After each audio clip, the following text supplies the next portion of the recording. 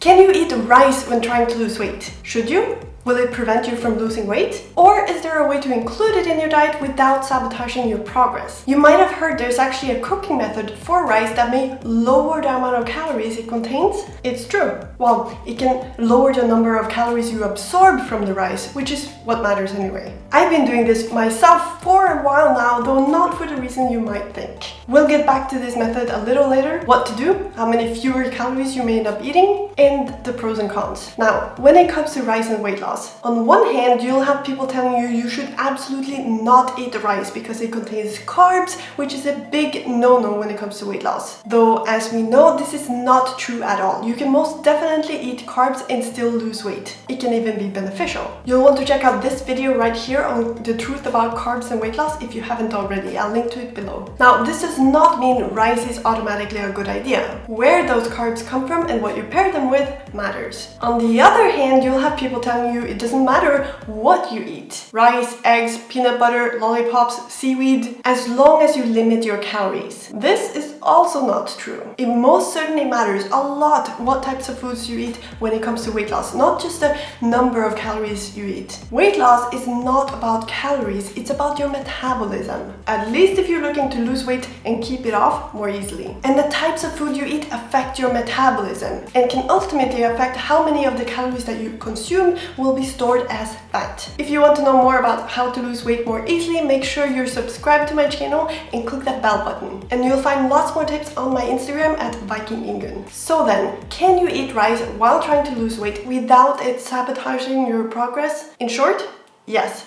Though it might not be worth it, at least not on a daily basis, and I'll tell you why. For one, the types of carbs found in rice may not be the best for weight loss specifically. Now, first, let me just say, rice in itself won't make you gain excess fat. Just look at Asian countries where rice has been a huge part of their diet for ages, while the populations have been amongst the leanest in the world, like Vietnam, Laos, Bangladesh, Cambodia, etc. So eating rice, even on a daily basis, doesn't mean that you're automatically going to gain excess fat. However, there is a difference between someone who is metabolically healthy and lean and eating rice, and someone who is overweight, their metabolism isn't the best, and eating rice. And if we're trying to optimize for weight loss, to make weight loss as easy as possible, there are some things to consider when it comes to rice. In this study, for example, one group got most of their carbs from cereals. They don't specify what types of cereals, so I don't know how much, if any, came from rice. Though what we do know is that most of their carbs were the types that's called starch, which is the same as in rice. And the other group got most of their carbs from fruit. And according to the researchers, the fruit group's diet was superior for weight loss. Carbs from fruit are processed differently by your body compared with carbs from, for example, rice. So it's certainly something to consider. By the way, let me just say welcome back to my channel. In case you don't know me, I'm Ingun, a Norwegian Viking currently living in Portugal. I grew up in a family full of physicists. My brother actually works for NASA, though I decided to leave my career working with physics and instead use those analytical skills to research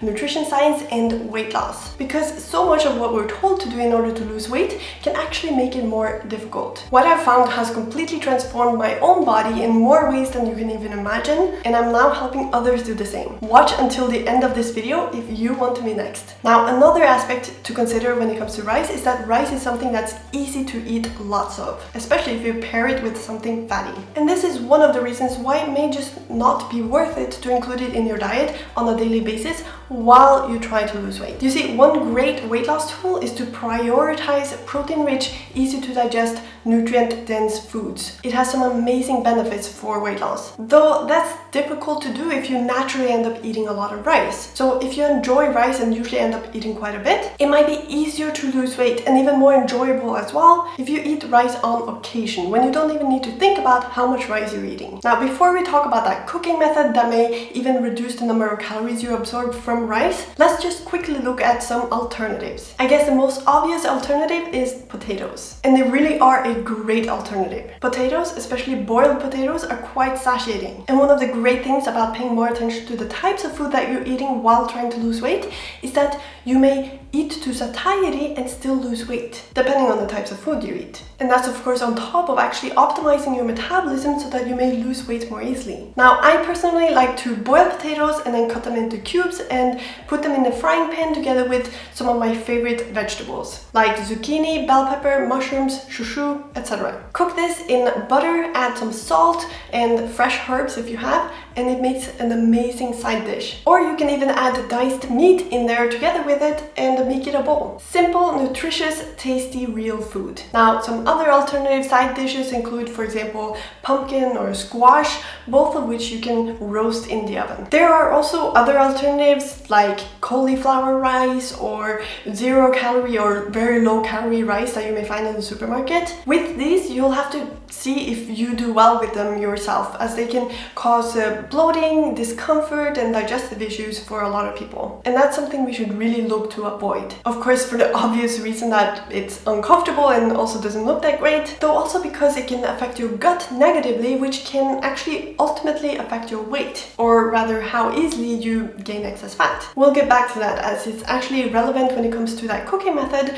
for reducing calories in rice. So, what is this cooking method all about? You may have heard of this magical cooking method that may reduce the calories you absorb from rice, though is it really that magical? The way you can reduce the number of calories that your body absorbs from rice is to, through the way you prepare rice, create something called resistant starch. A way to do this is to boil rice like you normally would, though instead of eating it freshly boiled, you put it in the fridge overnight and then reheat it the next day, either in the microwave or the oven or the frying pan, and then you eat it. What happens when you cool the rice in the fridge is that some of the starch in the rice starts to form crystals that resist digestion. We may absorb some, but not as much as when it was freshly made, even if we reheat the rice the next day. It's suggested that the amount of calories you absorb from resistant starch is half the number of calories you absorb from normal starch, though this may vary. Here's the thing though, even though this may sound amazing, the amount of calories you may save from cooking rice like this may be minimal, because not a lot of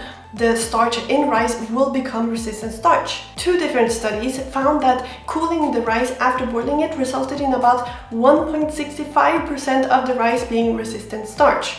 Less than 2%. That's nothing. Especially if you're looking to save calories, that's nothing. And some of that was even resistant starch when it was freshly made. Now, one researcher reported that he was able to, after carefully selecting the type of rice that would produce the most resistant starch and adding just the right amount of coconut oil during cooking, he managed to reduce calories absorbed by 10 to 15%. Still, that's very little. Just eat another mouthful of your lunch and you'll have compensated for that amount. Now, there may still be some benefits to this small amount of resistant starch, however. For example, it may slow digestion and also lower the blood sugar increase after you eat. For some people, this may be helpful, for example, for diabetics. However, resistant starch, even though some of it may resist being absorbed, it may end up being fermented by bacteria in our colon, which can produce gas and make you bloated, an unpleasant side effect. And it can also end up feeding the bad bacteria in your gut. And anything that affects your gut negatively should be taken seriously, also when it comes to losing weight. Because what happens inside your gut can affect your weight in several different ways. Depending on the health of your gut, it can affect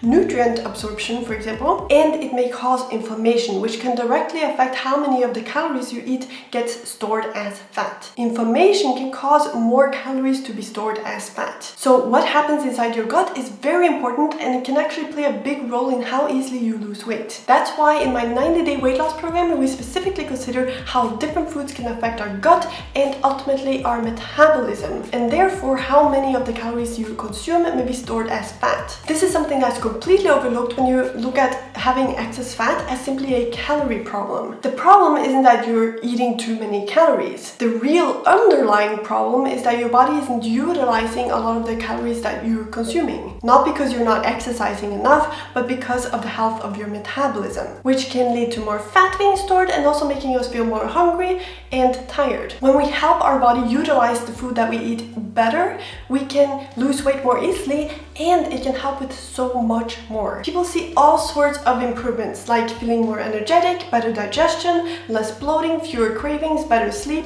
less PMS.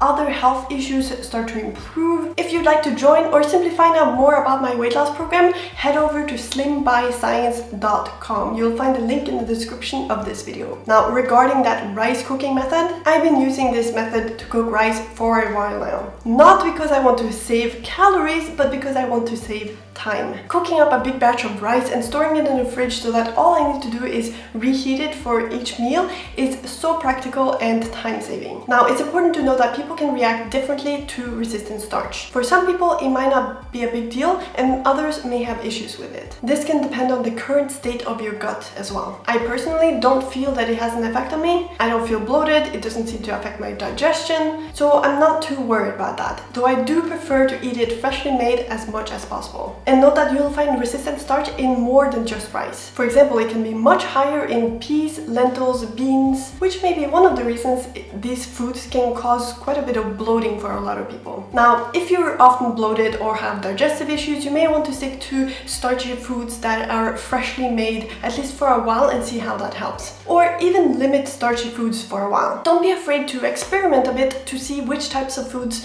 you do well with. This doesn't need to be a lifelong decision either. Nothing needs to be permanent. Sometimes it can really help to hone in on your diet and build a stronger foundation before you reintroduce foods back into your diet when you have a stronger, more resilient gut. So, like I said, you can eat rice and still lose weight, though it might not be worth it for the reasons we have talked about, including your hunger, the types of carbs found in rice and how that may not be optimal for weight loss, and possible downsides of eating resistant starch in the case you're eating rice that has been previously cooled. When it comes to weight loss, there are ways to make it easier, and that has a lot to do with the types of foods that you eat, because it has a huge effect on your metabolism, and your metabolism has everything to do with how easily you lose weight. People often dig themselves a hole trying to cut calories and exercise. Their metabolism stalls, they gain some weight back again, then they try even harder next time with similar or even less results. And the more they try, the more difficult it gets to lose weight. This happens because you see your weight as a calorie problem. And yes, calories do matter, but less than you think. And calories usually fall in place naturally when you focus on your metabolism. You want to help your body best make use of the calories you consume. So instead of forcing yourself to eat less and move more, focus on your metabolism. And you may help your body use more of the calories you eat and even naturally have more energy to move your body and feel good about it.